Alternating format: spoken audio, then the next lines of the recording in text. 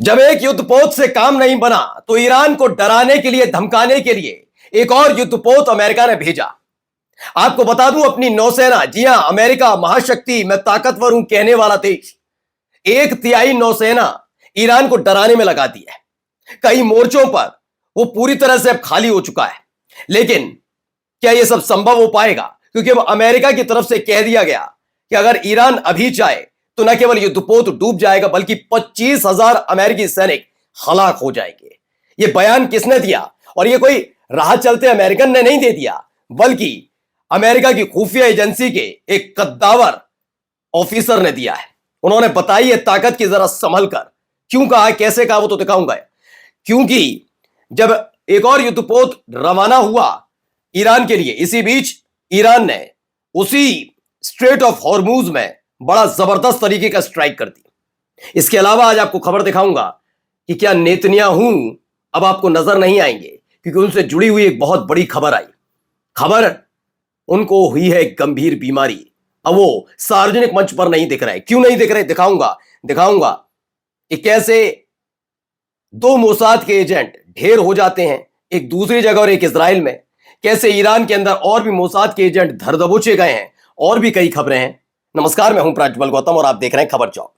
आपको पता ही है कि अमेरिका को लेकर मैं लगातार कह रहा हूं कि अमेरिका नहीं करेगा, हमला नहीं करेगा। उसका मेन मकसद सिर्फ एक है कि कैसे भी करके डील कर लो। हम सिर्फ डील चाहते हैं, इसके अलावा कुछ नहीं, जिससे कम से कम हमारे युद्धपोत वापस लौट जाए वहीं जहां पर खड़े हुए थे। यहां लाकर फंसा दिया है। और यह बात जो मैं कह रहा हूं, यह बात अब अमेरिका के CIA खुफिया एजेंसी है अमेरिका की, उसके अगर बड़े बड़े अधिकारी कहें तो, जी आप, ताजा बयान आया है। जरा पहले वो बयान सुन लीजिए। बयान क्यों देना पड़ा, क्यों कह रहे हैं कि 25,000 सैनिक हलाक हो सकते हैं? कौन कह रहा है? CIA के बड़े अधिकारी क्यों कह रहे हैं, जरा सुनिए पहले। I was talking to Colonel Doug McGregor a few days ago about Iran's hypersonic missiles, and I said, Doug, I'm not a military guy. I don't know the details of these programs. Can an aircraft carrier defend itself from a hypersonic missile? And he said, no. There's no defense from a hypersonic missile. Well, the Iranians have hypersonics. The Chinese and the Russians gave them the technology and they developed it internally, domestically.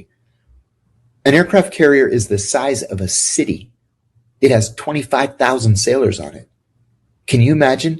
अब हुआ क्या है मैं बताता हूं। तो Iran अमेरिकी बेड़े को डुबा सकता है। CIA के पूर्व अधिकारी हैं जॉन किरियाकू। CIA ये ईरान के एजेंट नहीं है, ये अमेरिकी खुफिया एजेंसी CIA के पूर्व अधिकारी हैं जॉन किरियाकू। उनका कहना है कि ईरान आसानी से अमेरिकी विमान वाहक पोतों को डुबा सकता है, जो शहरों जितने बड़े होते हैं और जिन पर 25,000 नाविक सवार होते हैं, जिसमें नौसेना से जुड़े हुए अधिकारी, उनके जवान।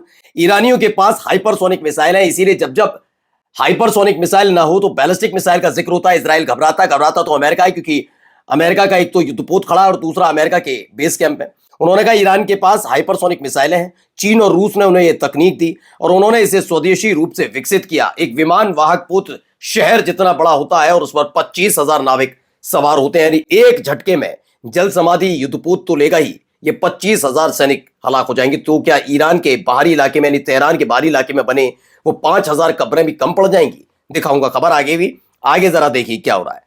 इसी बीच जिनेवा में दूसरे दौर की बैठक होती है। 3 घंटे तक अमेरिका और ईरान के बीच ये मीटिंग चलती है। इसके बाद खामनेई साहब की एक धमकी आई ट्रंप को। उन्होंने कहा सबसे ताकतवर आर्मी को भी गिराया जा सकता है।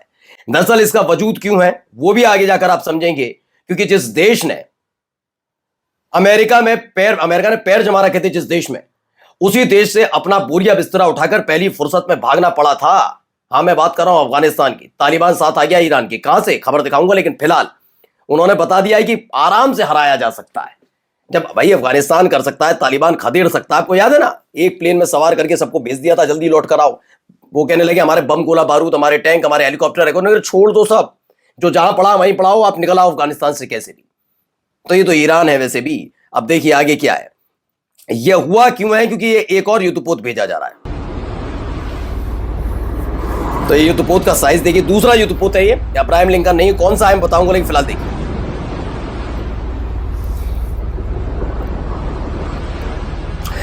दरअसल USS गेराल्ड आर फोर्ड भूमध्य सागर की तरफ रवाना। अमेरिकी नौसेना का एक aircraft carrier USS Gerald R Ford Gibraltar जल भूमध्य में प्रवेश कर चुका है और भूमध्य सागर की तरफ बढ़ रहा है। ये एक कदम उठाया गया। वहीं खबर है कि अमेरिका ने अपनी नौसेना का 1/3 हिस्सा ईरान के पास तैनात कर दिया है। दक्षिण चीन सागर से कई जहाजों को दूसरी दिशा में मोड़ दिया है, जिससे ताइवान असुरक्षित स्थिति में आ गया। ताइवान कल तक चीन और ताइवान के बीच में संघर्ष है, वो चल रहा है। तमाम चीजें इन सब के बीच ताइवान को ताकत देने के लिए अमेरिका ने ये सब युद्धपोत वहां खड़े किए थे। अब जब ईरान से पंगा ले लिया तो ईरान डरा नहीं, तो एक और युद्धपोत अब ताइवान अकेला है। और अब चीन वैसे ही ताइवान को लेकर और अमेरिका की मौजूदगी को लेकर गुस्सा में था। अब अमेरिका बेचैन अलग है और ताइवान अलग। इन सब के बीच खबर आई कि ईरान पर हमले की स्थिति में तालिबान का बड़ा बयान है। तालिबान ने बड़ा दावा करते हुए कहा कि अगर ईरान पर किसी भी तरह का हमला होता है तो वह ईरान के साथ एकजुटता में खड़ा रहेगा और पूर्ण समर्थन देगा। फिलहाल इस बयान पर अन्य देशों की तरफ से कोई आधिकारिक प्रतिक्रिया सामने नहीं आई है, पर तालिबान साफ तौर पर ईरान के साथ खड़ा हुआ है, ये क्लियर हो चुका है। वहीं ईरान में एक बड़ी कार्रवाई हुई, जरा देखिए वीडियो। तो ये घर के अंदर घुसते हैं, हाथ में बंदूकें हैं, आप देख सकते हैं, और धर दबोचे जाते हैं कुछ लोग। ये कौन लोग हैं? ये हैं सारे के सारे मोसाद के एजेंट। जी हाँ, ये दावा किया गया है कि मोसाद के एजेंट फिर धर दबोचे गए ईरान में।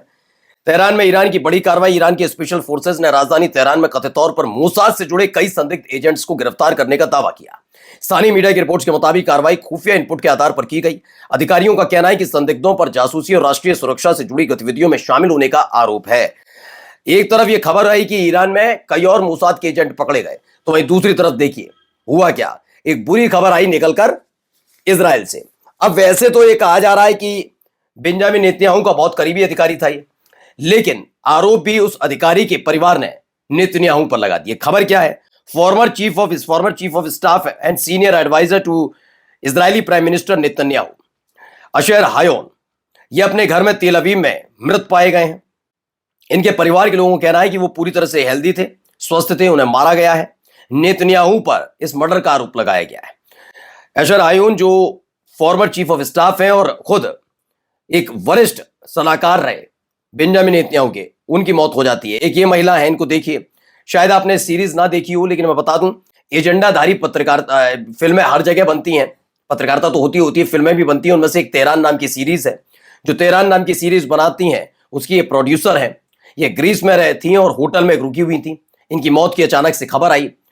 ये तेहरान में जो इजरायली स्पाई है, यानी मोसाद के ऊपर ही पूरी फिल्म, मतलब प्रोपेगेंडा के टाइप पे बनाई जाती है, वही बनाती हैं। फिलहाल ये इस दुनिया में अब नहीं है। इसने भी हड़कंप मचाई कि एक साथ दो खबरें, एक तो सीनियर एडवाइजर की मौत हो जाना, इधर इनकी जान चली जाना, ऊपर से अब नेतन्याहू का गायब हो जाना। आप कहेंगे नेतन्याहू गायब कहां? तो जरा सुनिए। Israeli PM Netanyahu is facing critical health condition. It is blood cancer diagnosed yesterday. बताया गया कि कल इनमें पहचान हुई है कि इन्हें ब्लड कैंसर से पीड़ित हैं और हालत अब इनकी खराब होने लगी है, बहुत ज्यादा हालत खराब है। और इन सब के बीच अब घेरने की कोशिश अमेरिका ईरान को कर रहा है समंदर में, तो दूसरी तरफ रूसी तुपोलेव Tu-214 PU विमान 16 फरवरी 2026 को तेहरान में उतरा और इसको लेकर बड़ी सरगर्मियां बढ़ गई हैं, क्योंकि अमेरिका एक तरफ मिडिल ईस्ट में चोरी छिपे अपनी गतिविधि, अपने साजो सामान बढ़ा रहा है, तो रूस से भी लगातार इस तरह से प्लेन उतर रहे हैं। नमस्कार। New public inter college Lucknow, admission open. For more information call 0522 282232 और 7755 089585।